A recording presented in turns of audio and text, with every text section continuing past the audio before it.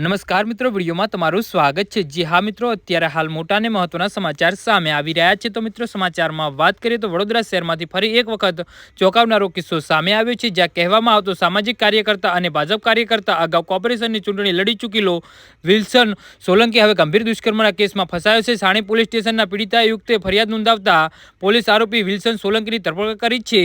જી હા મિત્રો, અત્યારે હાલ મોટા સમાચાર સામે આવી રહ્યા છે। તો મિત્રો, સમાચારમાં વધુ વિગતવાર વાત કરીએ તો વડોદરાના દશરથ ગામમાં રહેતા વિલ્સન સોલંકી સામે પીડિતાએ દુષ્કર્મની ફરિયાદ નોંધાવી છે। વિલ્સન અને પીડિતા બંને પહેલા નવાયાર્ડ વિસ્તારના નજીકમાં રહેતા હતા અને યુવતી સગીર વયની હતી ત્યારથી તેની સાથે સંપર્કમાં આવી હતી, એટલે કે લગભગ 9 વર્ષ પહેલા આરોપી વિલ્સન સોલંકી સાથે તેની ઓળખ થઈ હતી। ત્યારથી વિલ્સન યુવતીને લગ્નની લાલચ આપી શારીરિક સંબંધ બાંધ્યા હતા।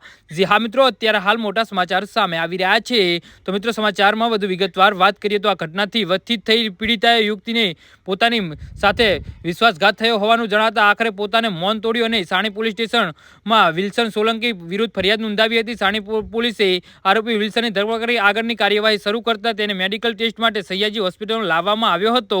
જી હા મિત્રો, તો આના વિશે તમારું શું કહેવું છે તો નીચે અમારી કમેન્ટ બોક્સમાં જરૂરથી જણાવજો અને અમારી યુટ્યુબ ચેનલને સબસ્ક્રાઇબ કરવાની ભૂલતા નહીં।